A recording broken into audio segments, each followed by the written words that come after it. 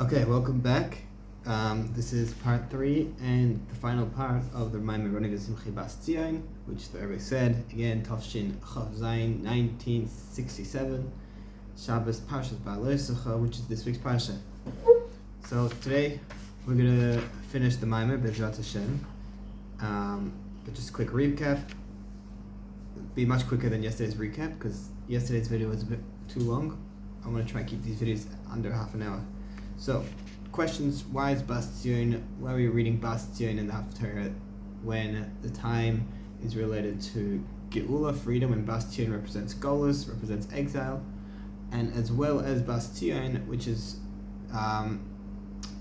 represents the idea of the Makabel, of the receiver, which is the Bas, the daughter, and this is a question: why is this idea brought up when we're in the time also of the Mashpia, the giver. Matan Torah, we gave Hashem a crown, we were the mother, and as well as Ba'aloscha Neris, the Ner, the candle is something that gives back to Hashem. Hashem gives us the life, but then we give light back to Hashem. So we're giving to Hashem. So we had this question, why are we going on the idea of the daughter? It would make sense to talk about the idea of a mother. But then the Rebbe says that the daughter is a much higher level in terms of what the divine flow it receives, because with the mother as well as the sister, is divine flow that it gets from Hashem is dependent on the level of service they do below, depending on how much Torah the person's going to learn.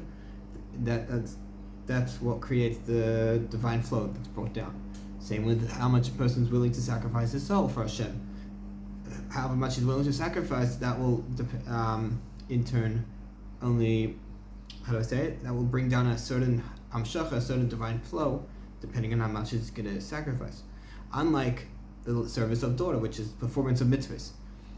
It's something completely incomparable. It's a physical service, so therefore the hamshacha, the divine flow, is not dependent on the physical, on the performance of the mitzvahs, because it's something more spiritual. The divine flow is a spiritual thing, so because it's a spiritual thing, it doesn't relate to the physical. Therefore, this is how the Rebbe explains it, that it's a much more higher divine flow. It's actually a divine flow that comes from Hashem's essence, which is why we have Roni v'simcha Bas Tzion, ki hineni bo v'shchantei b'seichach. Ki hineni bo is Hashem as Himself, v'shchantei b'seichach is going into the essence of, internalized into a person who does mitzvahs. At least they perform mitzvahs on a level of bition, the daughter, where it's the level of bittul. That's also where the Rebbe continues to say that the bittul, even though mesiras nefesh, the mother is a bittul, the bittul of the daughter is a much higher bittul.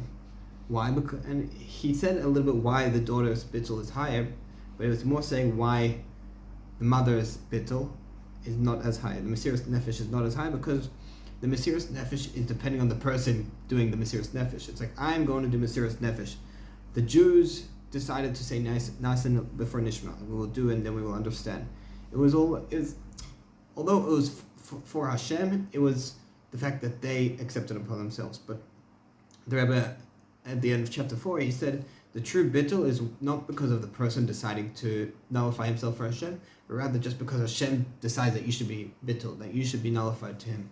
He took us out of Egypt, made Him His servants. This is why we do mitzvahs, because Hashem commanded us to do His mitzvahs, not because we want to. Of course, it's good that if we want to do it, but that's not really why we're doing it. So this was the comparison why the daughter is a higher level, because it's bittul, because of Hashem, not bittul because of our decision. Okay? So now, today we'll finish this Maamer with the last two chapters, chapter Hey and Vav. Hey, it talks more about this idea of why just drives it more home. That's nice. Brings it more home, like how the daughter is a higher level of bittul. And then Vav, we'll get to Vav. That's my favorite chapter. It's kind of a separate idea on its own. We'll get there. So let's go on Hey, chapter Hey, whoever's following. Let's go.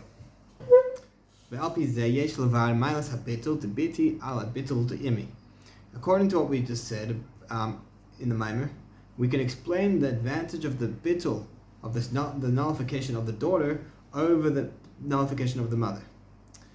So the Rebbe is now just going to just more emphasize how much greater, more of the bittul, more of the nullification from the daughter's point of view.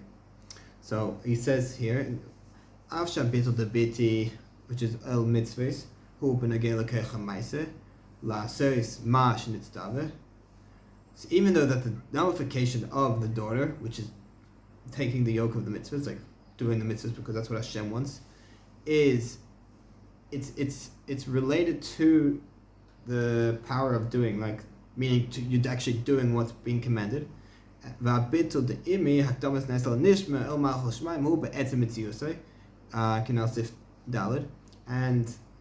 the nullification of the mother, which was we said prefacing nicer before nishma, saying we will do before we understand, which is accepting the yoke of the heaven on himself. It's not related on what a person does. It's kind of his essence. It's his innate response is to want to be that, to sacrifice himself for Hashem. So like what it's saying here, it's in this brackets, it's saying the daughter, the biti, the bittul is related to him actually doing it. He actually needs to do mitzvahs to be that bittul, and the bittul of the imi, that is of the mother.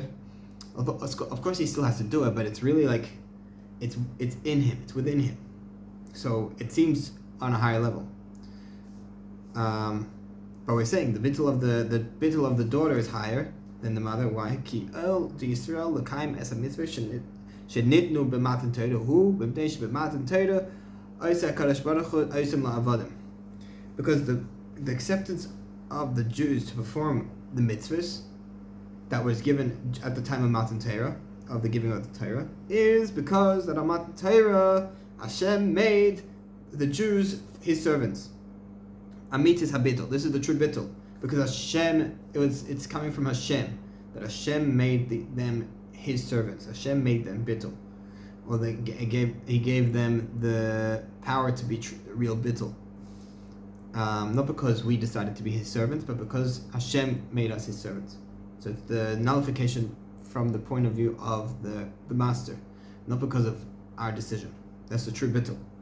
So v'yesh lemer dezesh mevor b'kama mekaymes the bas hu b'chinas mekabel the leis le begarmer klum v'hu rak mekabel ma shenotnim le milamayla. So we can say that this that's explained in several places, that the daughter is the level of makabel, the daughter is the receiver. And regarding a receiver, it says in, I think, Kabbalah, that regarding the receiver, the makabel, that there's nothing, that he doesn't have anything to himself, and he only receives what's given to him from above. The makabel, there's nothing to their name. All that they have is not theirs, it's from what's given from above. So the intention in this is shegam habitul the kabbalas hu lo mishel atzmai ela shebematan Torah b'char Kadosh Baruch Hu b'Yisrael liyos leila avadim. So what this means is that even the bittul, the nullification of the accepting the yoke of heaven is not from himself. Rather, it's because that during the time of Matan Torah, Hashem chose the Jews to be His servants. Meaning, the Rebbe will say this again, but meaning that even the level of the mother, which is a mesiras nefesh a person has for Hashem, he's sacrificing himself for Hashem. He's saying, "Naisa before nishma, we will accept Hashem's word, and then we'll understand. Making Hashem our king, all that." Even that level of mother should really, the higher level of bittul, the higher level of nullification should be that on the level of the daughter, meaning we're doing it because of Hashem, not because of our own decision, because of our own existence, but rather because this is what Hashem chose. We should become that level of the makabel, of the true bittul, of the level of the receiver. So now this next paragraph, it's all in a bracket because this is more going to answer that first question we had in the Maamer, which wasn't really discussed, but why is it Bas Tzion when we're in a time of like Geula, of freedom, and Bas Tzion represents Golus. So now he's going to say, "V'yesh l'kash hazeh im hamavui le'el b'tchilas hamaymer b'teira the Bas Tzion kaya al knesset bezman hagos." We can connect this with what's brought in the beginning of the Maamer from Torah, from the Alter of its Maamer, that the daughter of the Bas Tzion refers to the Jews in time of Golus. Okay, so how are we connecting this? Ki abetul the Bas miskala beikar be'aveda the shebizman Golus. That the nullification of the daughter is primarily revealed in the service that's done during the time of Golus. Meaning, it's explained in another place. The Bizman Golus, Wefrat, the Dorosh, the Kvosa, the Mashicha, Ha'alamos, Va'astarim, Haim, Gedel B'ma'ed, V'yeshnam Ha'alamos, Va'astarim, Shal Adam Matad Atzmai, Gam Al Yidei Kvosa El Shaloyam, Shemekabel B'Retzeinoi. So it's saying that in the time of Golus, in the time of exile, and it's more specifically, he's saying in the generation of the heels, of the footsteps of Mashiach, meaning this is the time where it's the most concealed, the most hidden, it has the most darkness of this exile. He's saying in this time, there's also a concealment and hiddenness that the person has to himself, meaning he doesn't realize to himself that he should have this Kabbalah's Al Malchus Shemayim. That's meaning, hang on. V'yeshtem ha'almetz v'astarim shel adam mitzad atzmei gam al yidei Kabbalah's El Shaloi shemekabel b'retzaynei. Kevan shehu mugbal ein b'chalto lesgaber aleim. Meaning that the person himself, he's stuck in this hiddenness, in this concealment, that even though he has this Kabbalah's Al Malchus Shemayim, that he wants to do what Hashem's will. Since that this person is limited, a person we're like us, we're human, we're limited. He's not able to overcome all these obstacles, all this darkness, this Golus. Okay, v'zesh Yisrael misgabedim gam ala almos v'estadim ele hu. The Kabbalah's El Shalem who limitzad hamitzvah Shalem el mitzad helikus mipnei shakadosh baruch hu b'char b'hem u'yoyis lo la'avodim l'gabe helikus ein agbalis. So meaning this, that a Jew is able to overcome all these concealments of darkness of Golus is not because that of the bittul that he's accepting the yoke of heaven on him, that he is deciding he's going to do Mesiras Nefesh because he wants to. He knows that's what's right. It's not dependent on his existence, because we said that the true existence of a Jew is he's a servant to Hashem, and he wants to do Mesiras Nefesh. However, I think it's not because of that's why he's able to overcome this. It's rather because of the godliness, that's within him. Meaning that because Hashem chose him to be a servant. Not because he wants to be Hashem's servant, and he wants to do Mesiras Nefesh even in this time of Golus, in this time of darkness where things are very difficult, especially for the Jews. It's not because of that he's able to overcome it, but it's because Hashem chose him to be able to do that. Hashem gave him the power to be able to overcome these darknesses in Golus, and because it's coming from Hashem, because Hashem chose him to be a servant, therefore there's no limitation, because regarding godliness, there's no limitation to godliness. So it's really like about the perspective, whether you're going to be nullified to Hashem because of your own decision, because that's what you feel is right. It's something's awakened in you that's like, oh wow, I need to do this. I need to go out and spread Judaism. If you're doing it because it feels right to you, it's what you want. It's something. It's definitely good, but the ultimate way to approach this is because this is what Hashem decided for you to do. This is what Hashem gave you the power to do. And when you come from that perspective, when you come from that approach, then there's no limitations. You can go all out and you can wipe out the darkness or the obstacles that are in your way. They won't be in your way because you have no limitations. So that's how we're connecting the Bas Tzion with this Haftarah. We had the questions like, why we're talking about Golus and time of freedom? Is because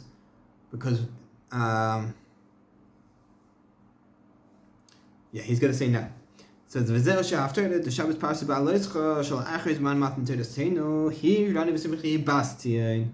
This is why this is like kind of the end of the Maamer. Although there'll be another chapter, you'll see why I say it's the end of the Maamer. This is why the Haftarah of Shabbos Parsha Ba'aloischa that comes after the time of Matan Torah, after Shavuos, is Roni v'simchi Bas Tzion. So emphasize the Bas, the daughter, is a Avsha Inyan. V'amayla diem chatunaseinu ze Matan Torah hu atara shatara loy imoy כי תכלס הכוונה בביטול דאימי שבחג השבועס הוא שעל ידי זה יגיע אחר כך לביטול נילה יסר. ביטול דביטי בס ציון. He's saying, why are we reading this Haftarah now, after Shavuos?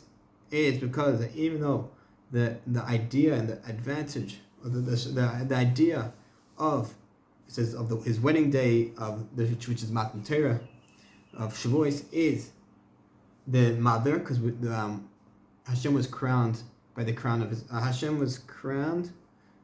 Crowned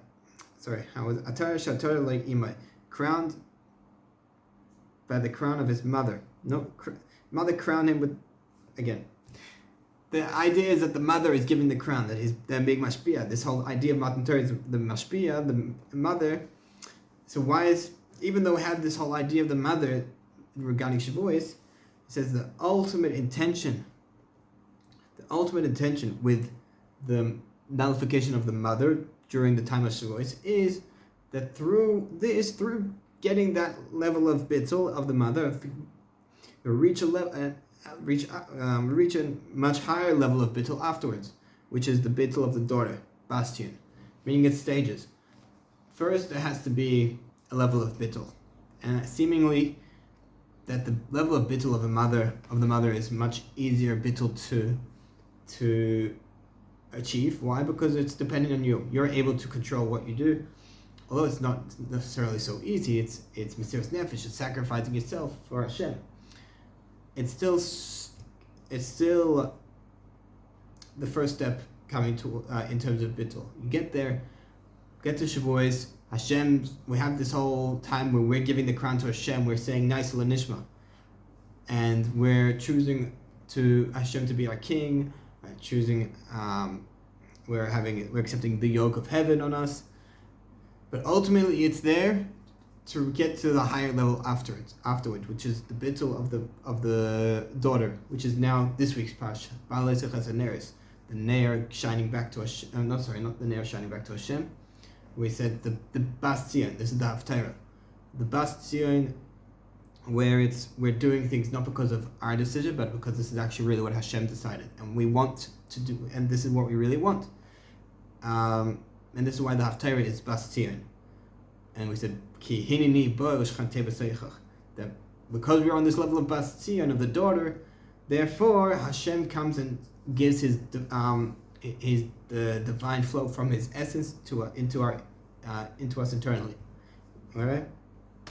So this is kind of why I said this is like the end of the Maamer, because we have our answers. We answered our questions. However, now we're on chapter 6, the Ois Vav. And in here, this is where I say it's the cherry on top of the cake. This is, for me, every time I go through this, it brings like warmth into my heart. It just makes, because up until now, I don't know if you guys feel it the same way, but it's kind of like the Rebbe is very not harsh, but it's kind of a bit of a harsh directive. He's saying, you have to be bitter, you have to nullify yourself, and not because you want to, but because this is what Hashem wants. It can sound very aggressive and intimidating. But now, here's where he makes it all sweet. Alright? So, let's go. Vav. U'madai k'kasar Roni v'simchi Bas Tzion. Sheki matera mitzvahs Tzion. Tzirich liyos loy rak bebitul Bas. Ela gam b'simcha. Roni v'simchi. So, specifically, the verse says Roni v'simchi Bas Tzion. That the performance of the Torah mitzvahs needs to be not only with bittul, not only doing the performance of Torah mitzvahs with being nullified, which is, we said, the daughter, the bas, but also with simcha, because it says Roni v'simchi, sing and rejoice. So there has to be an aspect of simcha. Alright? But and we have to understand the kasher adam hu b'matzav she'ein lo tainung v'chayes b'Torah mitzvahs. when a person is in a situation that he doesn't have any pleasure or liveliness with when he comes to doing his Torah mitzvahs, he's doing Torah, his Torahs and mitzvahs is like, he doesn't feel enjoyment from it. And it says, and the Rebbe says, that he's only doing like learning Torah and doing mitzvahs because of, this is like what he accepted, like, Matan Torah. We decided this is what we'll do for Hashem. So he doesn't, like, he's just doing it because of that. This is what he has to do. And then the Rebbe goes in the brackets, even more than this, he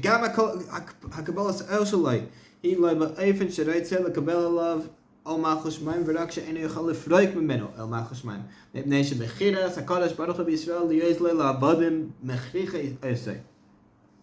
So it's not even just that he has this acceptance of the heavenly yoke on him, that's why he's just doing the Torah mitzvahs even though he doesn't really feel it, but it's also that he doesn't even really have a choice. Like we said, the reason why we do Torah mitzvahs is not because we decided we're going to do it, because Hashem took us out of Egypt and he made us his servants. And when it comes to that, we don't really get a choice. Hashem's forced us to be in this situation where we're doing Torah mitzvahs. So this is so when a person's in this situation and he doesn't have the desire and pleasure, he doesn't have the pleasure and the life when it comes to doing his Torah mitzvahs, the Rebbe asks, how is he meant to create himself a situation where he's doing Torah mitzvahs with Simcha?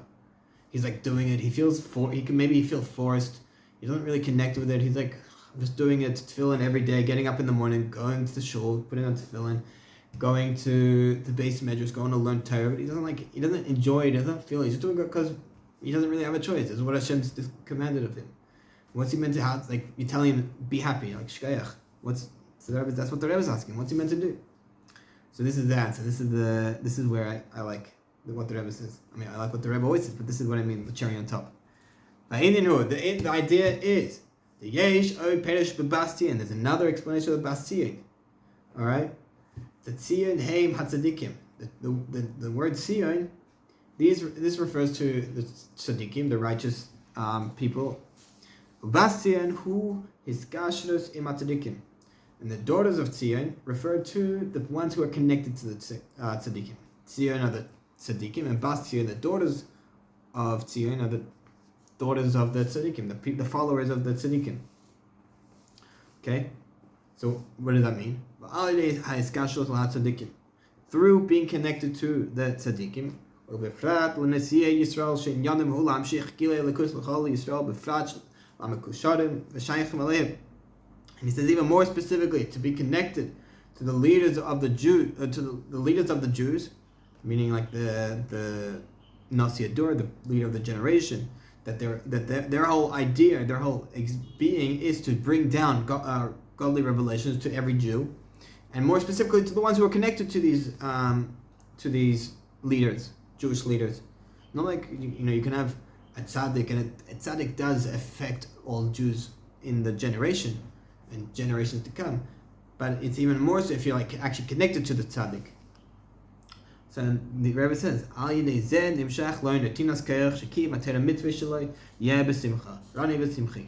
and through being connected to the tzaddik, it brings down to him a added power to do Torah mitzvahs, to do his Torah mitzvahs in Simcha, Roni v'Simchi, to sing and rejoice.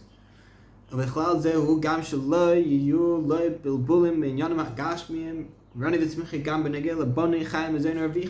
Rebbe is adding and giving a bracha thing and including in this is also that there won't be for him any confusion from like physical things, meaning he won't be worried about his parnosah, about his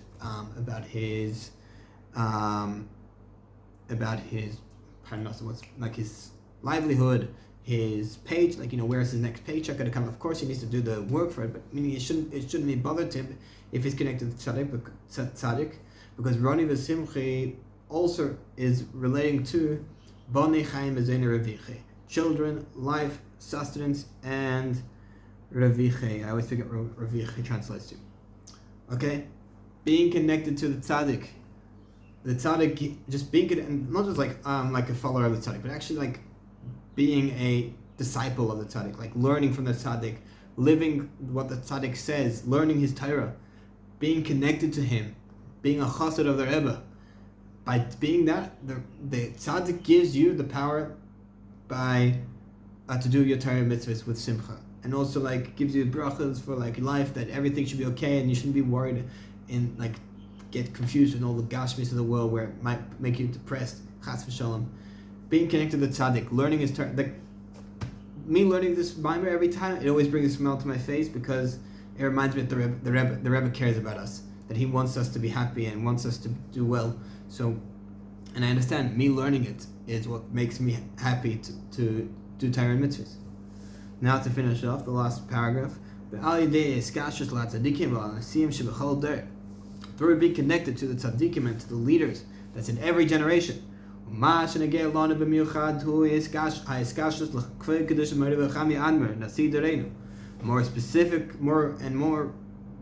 to us is to be connected to the Rebbe, the leader of our generation.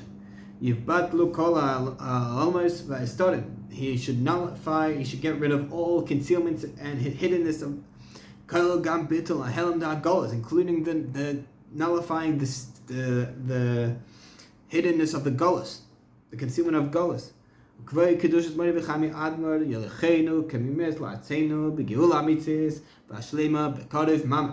And the Rebbe will take us up to our land with the true and complete Geula B'Kardav Mamash very soon. L'chaim. I hope you guys enjoyed this Maamer. What this Maamer teaches us is bittul. Being the real bittul is not just sacrificing ourselves for Hashem because this is what our essence is, this is what we want to do.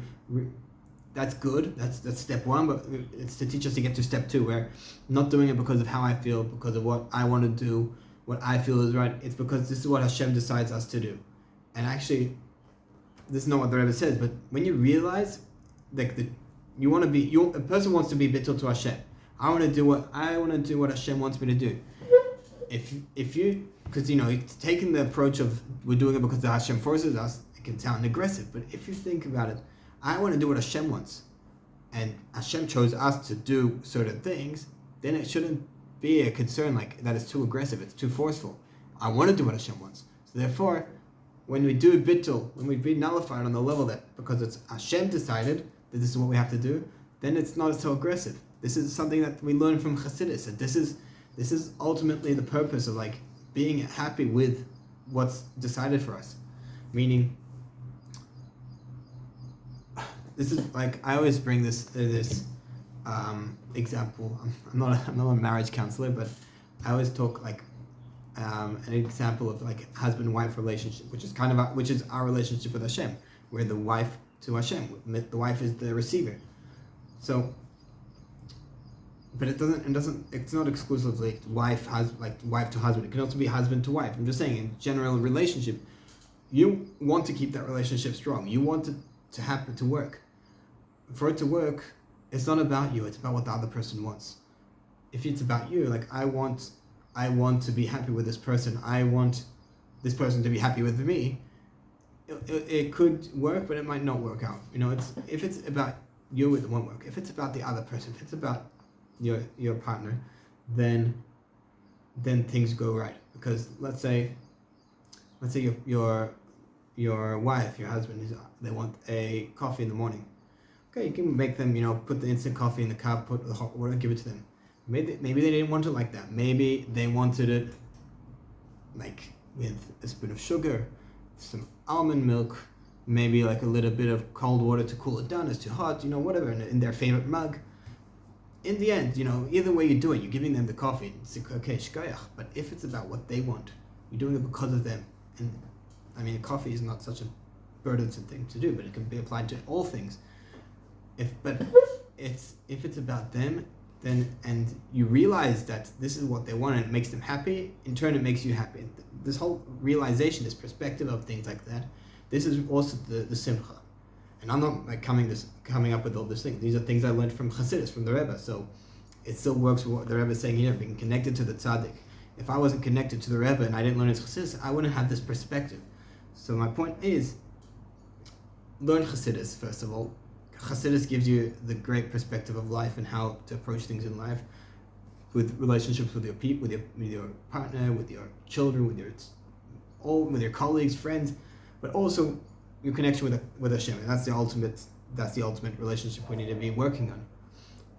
If it's about me, what I want, it could be good, because maybe what I want is the same as, like, I want to do mitzvahs, I want to learn Torah, I want to sacrifice myself.